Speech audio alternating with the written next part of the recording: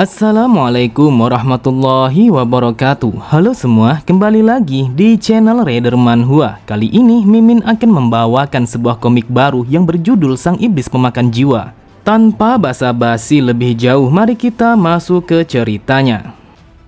Cerita dimulai di malam yang begitu dingin. Terlihat ribuan prajurit bertopeng hitam langsung bergerak secara bersamaan untuk menyerang seseorang yang dipanggil sebagai Heavenly Demon. Di saat itu sangat jelas terlihat kalau Heavenly Demon telah menyambut kedatangan mereka, meskipun yang ia hadapi jumlahnya sampai ribuan orang. Mereka adalah para prajurit kultus demonik yang beraliansi untuk menjatuhkan sang Heavenly Demon. Melihat kedatangan mereka, dengan santainya Heavenly Demon berkata, "Darah dan juga rasa takut yang bergejolak, apakah semua itu yang benar-benar kalian inginkan? Kalau kalian memang benar-benar menginginkan akan semua itu, maka aku akan mengabulkannya sekarang juga." Kemudian ia pun langsung membentangkan salah satu dari tangannya dan bersiap untuk memberikan sebuah serangan kepada mereka semua. Seketika itu juga terlihat ribuan prajurit yang datang menyerangnya langsung mati seketika dengan cara yang sangat menggenaskan. Di saat itu tubuh mereka telah hancur dan melebur menjadi darah sehingga tidak ada satupun yang tersisa dari tubuh mereka. Bahkan saking ganasnya serangan yang dilancarkan oleh sang Heavenly Demon, sampai-sampai tempat itu telah dihujani oleh darah segar yang berasal dari ribuan prajurit itu. Di bawah guyuran hujan darah itu, sang Heavenly Demon berkata, "Apakah hanya ini kemampuan yang kalian miliki? Asal kau tahu kalau ini sangatlah lemah dan tidak akan bisa mengalahkanku." Terlihat para kandidat Heavenly Demon yang ada di sana langsung terdiam. Mereka sama sekali tidak menyangka kalau ribuan pasukan yang mereka bawa telah dikalahkan hanya dengan satu kali serangan saja. Kemudian sang Heavenly Demon langsung menggunakan sebuah kekuatan yang berpusat pada telapak tangannya sembari mengatakan kalau mereka sangatlah lemah. Di saat itu mereka mencoba untuk menyerangnya secara bersamaan dan berharap kalau mereka akan bisa mengalahkannya. Akan tetapi belum sempat mereka berhasil melancarkan serangannya, tanpa mereka sadari tubuh mereka langsung tercabik-cabik setelah terkena sebuah badai yang dilancarkan oleh sang Heavenly Demon. Terlihat mereka semua langsung berteriak kesakitan setelah tubuh mereka yang tercabik-cabik menjadi bagian kecil, sehingga mereka pun langsung mati dengan cara yang sangat menggenaskan. Kemudian sambil tertawa Heavenly Demon berkata, "Lihatlah sendiri dengan menggunakan kedua mata kalian bagaimana kekuatan sebenarnya sebuah teknik yang disebut sebagai seni demonik pemakan jiwa."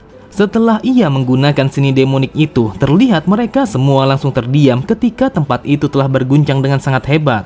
Benar saja, seketika itu juga dua buah tangan raksasa telah muncul dari dalam tanah.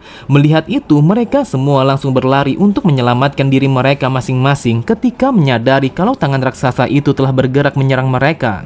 Namun usaha mereka untuk melarikan diri hanyalah sia-sia karena tangan raksasa itu telah berada tepat di atas kepala mereka. Dalam hitungan detik, tangan raksasa itu langsung menghantam mereka semua, sehingga tidak ada satupun dari mereka yang bisa melarikan diri dari cengkraman tangan raksasa itu. Kemudian tangan raksasa itu langsung menggenggam mereka semua yang bersamaan dengan bebatuan yang ada di sana. Dengan lirihnya salah satu dari mereka berkata, "Apakah ini benar-benar mustahil bagi kami untuk bisa mengalahkan sang Heavenly Demon?" Di saat itu secara bersamaan jiwa-jiwa mereka telah menyebar ke udara sehingga membuat mereka langsung mati seketika. Lalu jiwa-jiwa mereka langsung bergerak secara perlahan dan terserap ke dalam tubuh sang Heavenly Demon. Terlihat sang Heavenly Demon hanya menghela nafas panjangnya setelah tubuhnya yang diguyuri oleh hujan darah yang membasahi tempat itu. Lalu ia pun langsung menyeringai karena ia begitu puas setelah membantai semua orang yang mencoba untuk melawannya. Sambil tertawa terbahak-bahak ia berkata, "Apakah mereka adalah yang terakhir dari para kandidat Heavenly Demon? Namun yang aku lihat tidak ada satupun dari mereka yang pantas untuk menjadi Heavenly Demon selanjutnya." Kemudian dengan santainya ia pun mengamati bekas amukan kekuatannya. Di saat itu yang ia lihat hanyalah sebuah tempat peperangan yang dipenuhi oleh ribuan mayat yang bergelimpangan di mana-mana. Ia pun bergumam, tempat ini telah menjadi begitu sunyi. Mungkin aku sama sekali tidak bisa menikmati yang namanya kedamaian pada dunia yang hanya dipenuhi oleh peperangan dan juga lautan darah. Namun tiba-tiba saja ia merasakan rasa sakit yang sangatlah luar biasa pada bagian dadanya setelah ia menggunakan seni bela diri terlarang itu. Bahkan di saat itu ia telah memuntahkan banyak darah akibat efek samping yang diberikan oleh teknik itu. Sambil menahan rasa sakitnya, ia bergumam, apakah saat ini efek samping seni demonik pemakan jiwa telah dimulai? Sebuah kekuatan besar yang aku dapatkan setelah aku memakan ribuan jiwa. Ini adalah sebuah akibat yang sama sekali tidak bisa dihindari dari seni iblis yang telah ia kuasai, yaitu seni demonik pemakan jiwa. Dan ini adalah sebuah teknik yang telah diwariskan kepada para pemimpin kultus demonik, yaitu sebuah kekuatan yang sama sekali tidak bisa ditandingi. Namun pada akhirnya tubuh sang pengguna akan gagal karena ia tidak mampu untuk menahan sebuah kekuatan yang sangat luar biasa itu, sehingga membuat mereka akan meledak. Ia berkata, walaupun ada sebuah harga yang harus aku bayar, akan tetapi aku sangat yakin kalau aku akan bisa membayarnya, walaupun para Heavenly Demon yang lainnya sama sekali tidak bisa membayarnya. Namun tiba-tiba saja suara gemuruh yang bergema telah datang dari dalam kegelapan. Di saat itu terlihat ada ribuan mata yang menyala telah menatap ke arahnya dengan tatapan mata yang mengintimidasi. Di saat kematiannya mulai mendekat, terlihat puluhan rantai-rantai langsung bergerak dengan sangat cepat dan bersiap untuk menahan setiap pergerakannya. Benar saja, rantai-rantai itu langsung mengikat erat pada sekujur tubuhnya sehingga ia sama sekali tidak mampu untuk bergerak lagi. Akan tetapi bukannya merasa takut dengan sebuah kutukan yang berasal dari teknik yang telah ia kuasai itu. Namun yang ia lakukan hanyalah tertawa sembari berkata, apakah kau mencoba untuk menyeretku ke dalam neraka? Dengan kekuatan yang meledak-ledak yang mengalir di tubuhnya, ia pun langsung menghancurkan semua rantai-rantai itu dengan begitu mudahnya. Sambil berteriak ia berkata, dasar bajingan, siapa yang berani memaksaku untuk masuk ke dalam neraka? Jika itu adalah neraka, maka aku akan berjalan ke tempat itu dengan sendirinya. Entah itu belerang ataupun kobaran api, namun aku akan menapaki jalan itu dengan menggunakan caraku sendiri. Akan tetapi ia langsung terdiam ketika ia melihat sesuatu yang bercahaya dengan begitu terang telah nampak di hadapannya. Di saat itu secara perlahan tubuhnya telah tercabik-cabik, berserakan dan juga menghilang. Ketika tubuhnya hampir menghilang seutuhnya, seketika itu juga sebuah kesadaran telah muncul di benaknya. Ia menyadari kalau seni demonik memakan jiwa bukanlah hanya sekadar untuk memakan jiwa orang lain. Meskipun ia telah menemukan sebuah kunci untuk menguasai teknik itu, akan tetapi hal itu hanyalah sia-sia karena ia telah terlambat. Dengan lirihnya ia berkata, yang aku harapkan pada kehidupanku yang selanjutnya, aku ingin memilih sebuah jalan yang berbeda dari jalan yang aku alami saat ini. Yang aku inginkan adalah kehidupan yang tenang dan juga damai. Setelah mengatakan itu, jiwanya langsung menghilang seutuhnya, tersapu kematian yang datang menjemputnya. Cerita berpindah pada sebuah tempat yang begitu damai tanpa adanya peperangan. Tempat itu sangat dikenal sebagai rumah bangsawan yang merupakan sebuah organisasi perdagangan yang bernama Keluarga Tembok Emas. Terlihat seorang lelaki muda yang sedang bersantai di tepi kolam sambil memperhatikan bayangan wajahnya yang telah memantul di atas air. Kemudian tepat di belakangnya terdengar seorang pelayan muda yang bernama Soso berkata, wahai tuan muda, lagi-lagi kau berada di tempat ini. Jadi mari kita pulang sebelum makanan Anda menjadi dingin. Mendengar perkataan pelayan itu secara naluriah, ia pun langsung bersiap untuk membunuhnya karena pelayan itu telah berbicara kepadanya tanpa adanya rasa hormat. Terlihat Soso sangatlah terkejut ketika melihat tuannya yang mengayunkan tangannya yang seakan-akan kalau dia telah menebas lehernya. Diketahui kalau lelaki muda itu bernama Biok Taisan dan dia adalah putra kedua dari organisasi para pedagang Keluarga Tembok Emas. Dengan wajah yang begitu heran, Soso bertanya kepada Taisan apa yang telah terjadi kepadanya karena sudah 10 hari ia telah bertingkah dengan sangat aneh. Akan tetapi Taisan sama sekali tidak menghiraukan dengan apa yang diucapkan oleh Soso. Sambil memperhatikan telapak tangannya, Taisan bergumam, aku tidak menyangka kalau aku sama sekali tidak bisa memotong sebuah leher yang setipis itu. Dasar sialan, entah kenapa tubuh sampah ini begitu lemah. Lalu ia pun melemparkan pandangannya ke dalam kolam untuk memperhatikan bentuk wajahnya. Dengan kesalnya ia berkata, aku sama sekali tidak menyukai wajah ini karena yang aku lihat kalau wajahnya telah menyerupai seorang wanita. Ternyata sang Heavenly Demon telah terbangun di dalam tubuh Taisan yang merupakan seorang pria muda yang begitu lemah. Beberapa saat kemudian ia pun kembali ke dalam rumahnya untuk menyantap semua masakan yang telah dihidangkan oleh Soso. Namun Taisan merasakan kalau tubuhnya begitu sakit sampai-sampai untuk menggunakan sebuah sumpit ia begitu kesusahan. Lalu ia berkata, entah kenapa tubuh ini jauh lebih jelek daripada sebuah sampah. Mendengar perkataan tuannya, Soso berkata, "Wahai tuan muda, kau sama sekali tidak boleh untuk mengatakan sesuatu yang seperti itu. Aku telah mendengar kalau seorang tabib yang sangat luar biasa akan datang mengobatimu, jadi percayalah kalau kau akan membaik." Taisan pun berkata, "Memangnya apa yang bisa dilakukan oleh seorang tabib yang bahkan namanya sama sekali tidak pernah aku dengar?" Soso kembali berkata, "Wahai tuan muda, sudah aku katakan berkali-kali kalau kau tidak boleh seperti itu.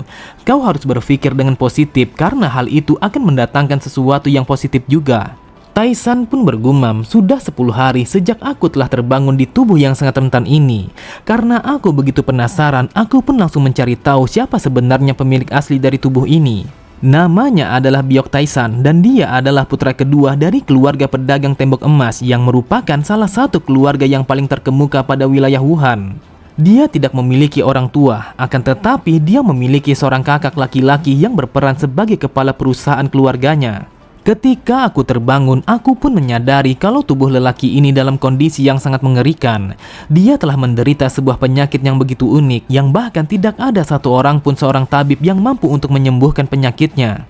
Lelaki ini sama sekali tidak berguna karena dia tidak bisa memakai pakaiannya sendiri ataupun menyuap makanannya sendiri.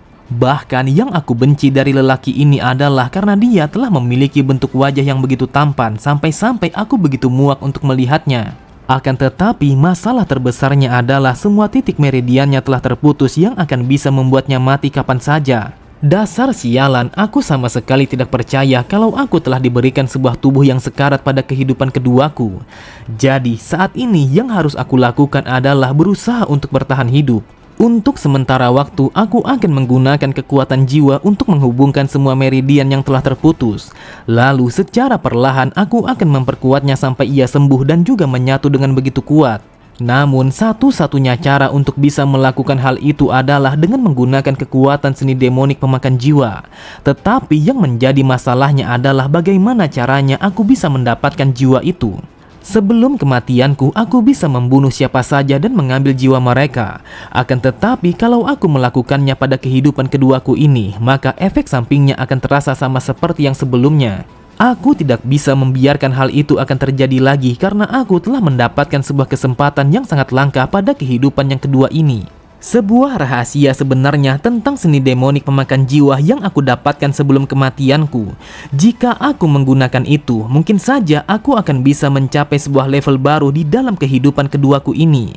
Dan itu adalah sebuah level dari seni demonik pemakan jiwa yang sama sekali belum pernah dilihat oleh Heavenly Demon manapun. Kemudian Soso begitu heran saat mendengar Taisan yang mengatakan kalau dia akan berjalan-jalan di hari itu. Soso berkata, "Jika kau ingin pergi, maka aku akan menemanimu kemanapun kau mau karena aku telah mengenali kota ini lebih baik daripada siapapun."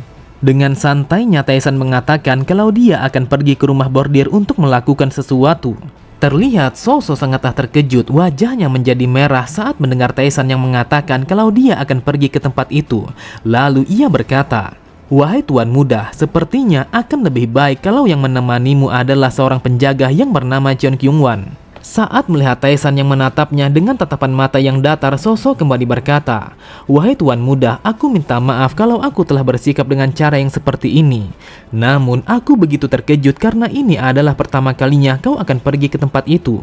Taisan berkata, "Jika kau ingin ikut, maka pergilah bersamaku karena kita akan bersenang-senang di tempat itu." Dengan kesalnya, Soso mengatakan kalau dia sama sekali tidak ingin untuk ikut bersamanya karena itu adalah sebuah tempat yang tidak pantas untuk dikunjungi. Beberapa saat kemudian, ketika hari sudah sore, terlihat Taisan telah bersiap untuk pergi ke rumah bordir yang berada di kota itu. Sambil merapikan baju tuannya, Soso bergumam, "Entah kenapa yang aku rasakan kalau tuan muda telah bersikap seperti orang lain dan sekarang tiba-tiba saja dia ingin pergi ke rumah bordir. Aku begitu penasaran apa yang telah terjadi kepada tuan muda." Karena hari sudah semakin sore, Taisan pun bertanya di mana seseorang yang akan pergi bersamanya ke rumah bordir itu. Soso berkata, "Wahai tuan muda, bersabarlah sebentar lagi. Aku yakin kalau dia akan datang tepat waktu. Lagi pula dia adalah seseorang yang sama sekali tidak melakukan apapun selain berlatih dan juga melindungimu." Kemudian Soso melemparkan pandangannya kepada Taisan dengan tatapan mata yang dipenuhi oleh kekhawatiran. Ia kembali berkata, "Wahai tuan muda, aku berharap kalau kau tidak usah terlalu keras terhadap dirimu sendiri." Mendengar itu, Taisan pun bertanya apa yang dimaksud oleh Soso. Ia pun kembali berkata, hanya saja yang aku perhatikan kalau kau nampaknya sangatlah putus asa dengan kondisimu saat ini. Aku berharap bertahanlah sedikit saja, setidaknya sampai sang tabib menyembuhkanmu. Mendengar perkataan Soso, Taisan bergumam. Setelah berurusan dengan begitu banyak orang-orang yang menyembunyikan niat asli mereka di balik topeng, akhirnya aku mampu untuk membedakan di antara ketulusan dan juga tipuan. Jadi, aku sangat yakin kalau perkataan dan juga perilaku yang ditunjukkan anak ini tidak lain adalah ketulusan. Di saat itu, Taisan langsung tersenyum karena ia merasakan kalau rasa hangat yang ia terima dari pelayan itu sama sekali tidaklah buruk. Terlihat Soso begitu heran saat mendengar Taisan yang mengatakan kalau penjaga yang akan membawanya telah datang ke tempat itu. Benar saja, di saat itu Soso sangatlah terkejut ketika mendengar seseorang yang telah mengetuk pintu gerbang kediaman mereka. Saat mendengar Soso yang bertanya bagaimana mungkin ia bisa mengetahui sedangkan ia sama sekali tidak bisa menggunakan seni bela diri, Taisan pun bergumam. Bagaimana mungkin aku tidak bisa menyadarinya sedangkan ia memiliki sebuah energi yang begitu besar. Sesampainya di hadapan Taisan, ia pun langsung memberi hormat sembari berkata, "Wahai Tuan Muda, sudah sangat lama kita tidak bertemu, jadi bagaimana kondisi Anda saat ini?" Diketahui kalau penjaga itu bernama Cheon Kyung-wan dan dia merupakan salah satu pasukan elit yang bernama pasukan pedang naga. Melihat kehadirannya, Taisan bergumam, "Yang aku perhatikan kalau dia bagaikan sebilah pedang, dan dia memiliki sebuah energi yang begitu kokoh dan juga tajam yang seakan-akan dia mampu memotong apa saja yang ada di hadapannya. Aku yakin kalau dia bukanlah seorang anggota pasukan elit sembarangan karena aku bisa merasakan berapa lama dia berlatih sehingga ia bisa sampai pada posisi ini. Keluarga pedagang tembok emas, mungkinkah kalau mereka bukanlah orang-orang sembarangan?" Beberapa saat kemudian, mereka pun telah sampai pada rumah bordir yang paling terkenal pada wilayah Wuhan itu. Diketahui kalau rumah bordir itu bernama Bunga Harum dan itu merupakan salah satu dari 3 bordir yang paling terbaik yang berada di kota itu. Setelah menyimpan kuda-kuda mereka di dalam kandang, mereka berdua langsung bergegas menuju pintu masuk rumah itu. Namun Kyung-wan langsung berhenti tepat di depan pintu masuk rumah itu. Ia mengatakan kalau dia akan menunggu di luar saja. Mendengar itu, Taisan berkata, "Bukankah kita berdua sedang berada di rumah bordir? Jadi apa yang akan kau lakukan jika kau hanya menunggu di luar saja?" Kyung-wan berkata, "Wahai Tuan Muda, aku akan berjaga di luar sini karena aku tidak ingin ada sesuatu yang mencoba untuk mengganggumu." Akan tetapi, Kyung-wan langsung terdiam ketika mendengar Taisan yang berkata, "Apakah kau yakin kalau kau akan bisa melindungiku dari sini apabila telah terjadi sesuatu di dalam sana? Jadi tutuplah mulutmu dan ikuti aku sekarang juga karena kita akan bersenang-senang sampai puas." Namun Kyung-wan tetap menolaknya. Ia mengatakan kalau dia sama sekali tidak bisa untuk ikut bersamanya ke dalam rumah itu. Mendapatkan penolakan itu dengan tatapan mata yang tajam, Taisan berkata, "Apa yang tidak bisa kau lakukan? Apakah itu bersenang-senang ataukah mengikuti perintahku?" Seketika itu juga Kyung-wan langsung terdiam, wajahnya menjadi pucat karena ia begitu tertekan setelah melihat tatapan Taisan. Dan itu adalah pertama kalinya ia tidak bisa menjaga ketenangannya. Kemudian sambil menepuk pundaknya, Taisan kembali berkata, "Jika kau bisa melindungiku sambil bersenang-senang, maka hal itu akan bagus. Akan tetapi jika kau tidak bisa melakukannya, setidaknya tetaplah di dekatku." Karena Kyung-wan begitu gugup setelah terintimidasi oleh tatapan Taisan yang begitu berat, mau tidak mau ia pun langsung mengikuti perintah tuannya. Melihat itu, Taisan hanya tersenyum karena ia begitu puas kalau Kyung-wan sama sekali tidak melawannya. Lalu ia pun langsung mengajaknya untuk masuk ke dalam rumah bordir itu. Taisan mengatakan kalau Kyung-wan bisa bersenang-senang di tempat itu sepuas yang ia mau. Ketika mereka memasuki ruangan itu, mereka pun langsung disambut oleh para wanita cantik yang merupakan gadis penghibur di tempat itu. Kemudian dengan penuh percaya diri, Taisan langsung berjalan memasuki ruangan itu. Di saat itu, Taisan sama sekali tidak ingin membuang kesempatan untuk bersenang-senang bersama mereka. Beberapa saat kemudian, mereka pun langsung memasuki sebuah ruangan untuk menikmati sebuah hidangan yang telah disediakan oleh para wanita itu. Namun karena Taisan tidak melihat penjaganya, ia pun bertanya kepada para wanita itu apakah mereka tahu kalau penjaganya berada di mana. Mereka pun mengatakan kalau penjaganya hanya berjaga di pintu masuk karena ia sama sekali tidak ingin memasuki ruangan perjamuan itu. Di sampingnya, salah satu dari wanita itu langsung menuangkan segelas minuman kepada Tae-san.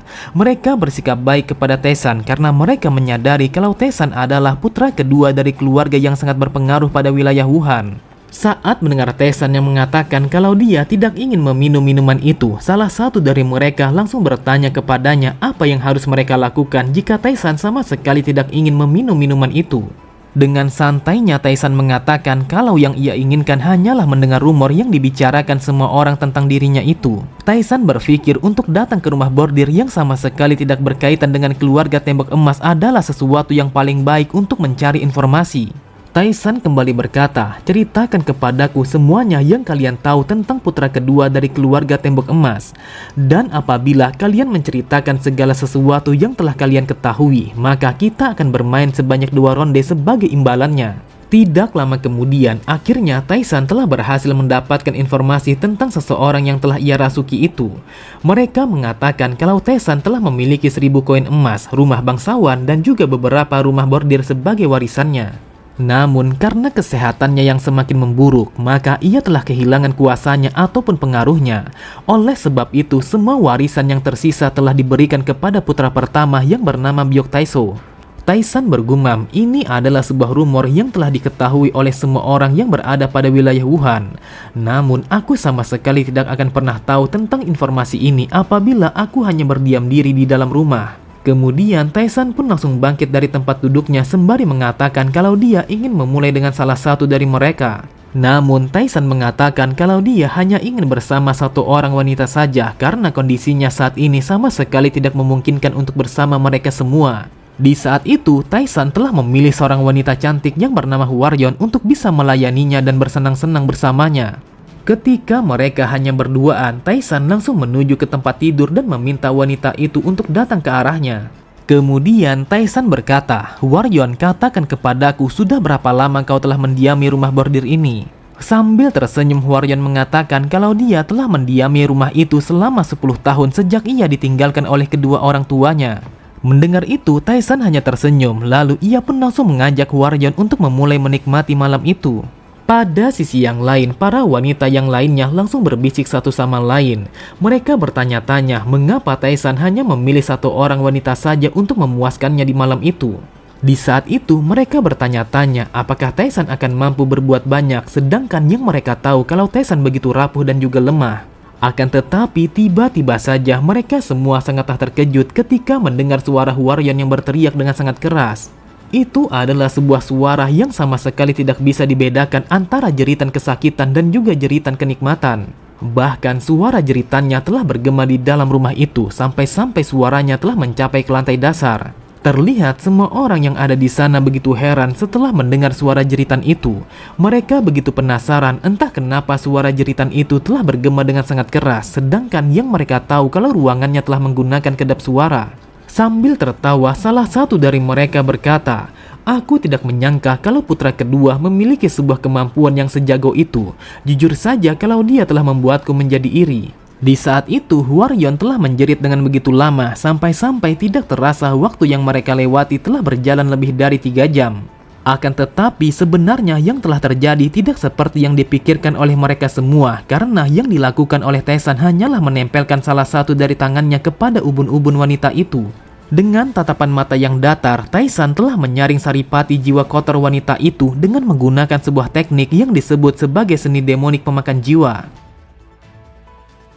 Oke semua, cukup sampai di sini dulu pembahasan alur cerita kita. Sampai jumpa di video selanjutnya. Wassalamualaikum warahmatullahi wabarakatuh.